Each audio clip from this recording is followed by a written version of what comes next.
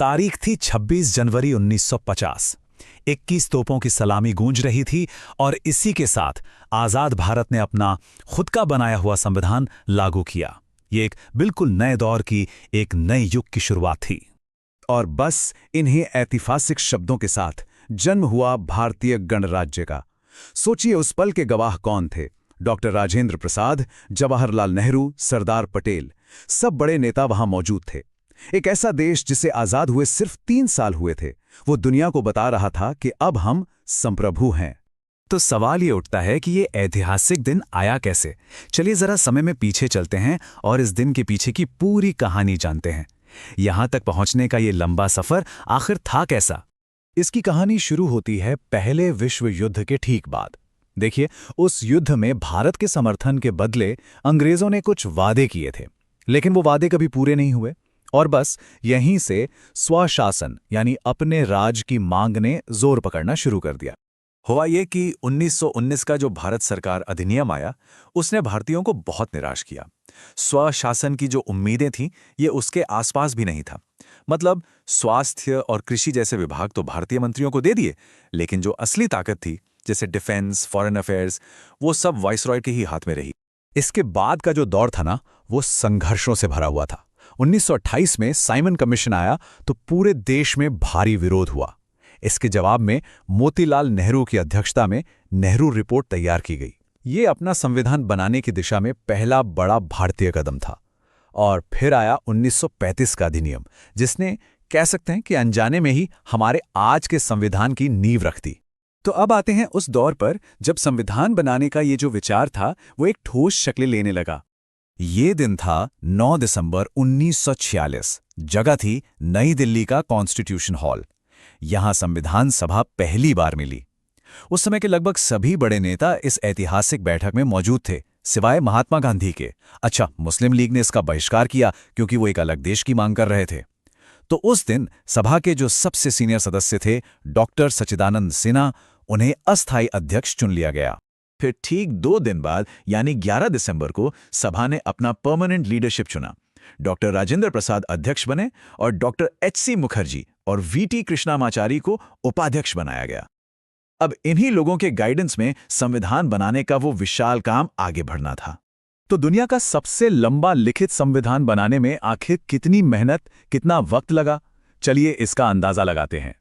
पूरे 2 साल, 11 महीने और 18 दिन। जी हां, इतना लंबा समय लगा संविधान सभा को हर एक पहलू पर बहस करने, उसे लिखने और फिर उसे फाइनल करने में।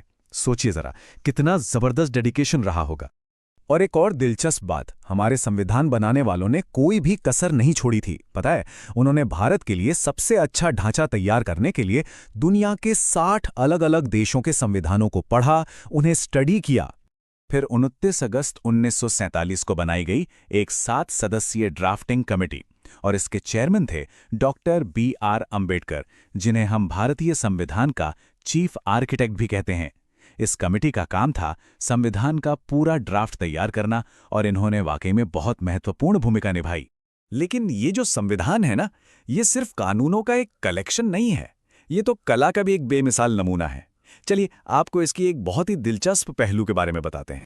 देखिए, ड्राफ्ट तो तैयार था, लेकिन सवाल यह था कि इस मास्टरपीस को अपने हाथों से लिखेगा कौन।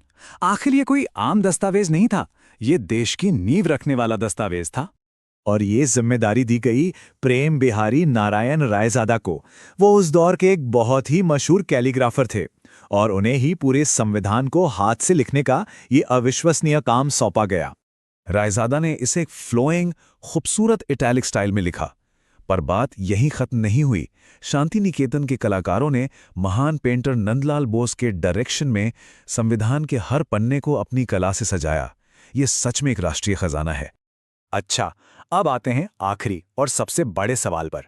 सब कुछ तो हो गया, लेकिन संविधान को लागू करने के लिए 26 जनवरी की ही तारीख क्यों चुनी गई? कोई और दिन क्यों नहीं? इस तारीख को समझने की चाबी छिपी है पूर्ण स्वराज के कॉन्सेप्ट में। पूर्ण स्वराज यानी कि पूरी तरह से आजादी, कंप्लीट इंडिपेंडेंस। हुआ ये था कि 26 जनवरी 1930 को कांग्रेस ने पूर्ण स्वराज की घोषणा की थी और इस दिन को भारत के इंडिपेंडेंस डे के तौर पर मनाया था। तो इसी ऐतिहासिक दिन को हमेशा के लिए यादगार बनाने के लिए 1950 में संविधान को लागू करने के लिए 26 जनवरी की तारीख को ही चुना गया। यहाँ एक जरूरी बात साफ कर देते हैं। संविधान को अपनाया यानी अडॉप्ट 26 नवंबर 1949 को ही कर लिया गया था और उस दिन इस पर 284 सदस्यों ने साइन भी किए थे, जिनमें 15 महिलाएं भी शामिल थीं। लेकिन इसे पूरी तरह से लागू वो 26 जनवरी 1950 को ही किया गया, उस खास तारीख को सम्मान देने के लिए। और इस तरह कहानी घूमकर वहीं आ जाती है जहां से शुरू हुई थी। उस पहले गणतंत्र दिवस समारोह में इंडोनेशिया के प्रेसिडेंट सुकर्णो चीफ गेस्ट बनकर आए थे। ये पूरी दुनिया के लिए एक साफ संदेश था कि भारत अब वर्ल्ड स्टेज पर एक संप्रभु राष्ट्र के तौर पर खड़ा है। तो आखिर में ये सवाल सोचने वाला है, एक ऐसा देश जिसे आज़ाद हुए सिर्फ 3 साल हुए हों, उसके लिए ना सिर्फ अपने नियम खुद लिखना बल्कि एक ऐसी मास्टरपीस तैयार करना जो आने वाली पीढ़ियों को रास्ता दिखाए, ये कितनी बड़ी बात है ना?